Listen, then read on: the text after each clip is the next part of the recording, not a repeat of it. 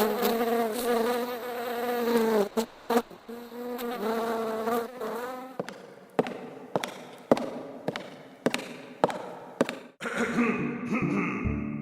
свое государство за цивилизованным щитом не поведу. Я постоянно перетрахиваю весь парламент. Не знаю, кто урод, а кто не урод.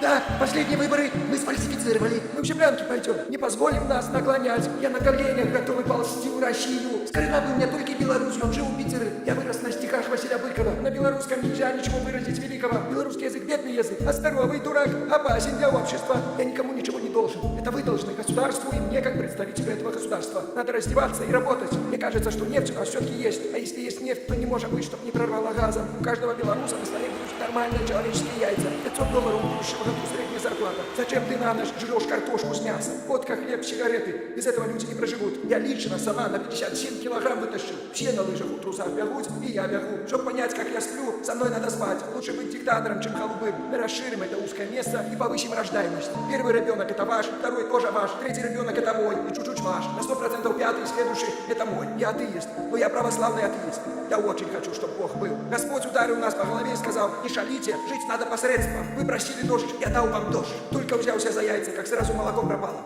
Жить будете плохо, но недолго. Ничего мне не надо, лишь бы было вам хорошо.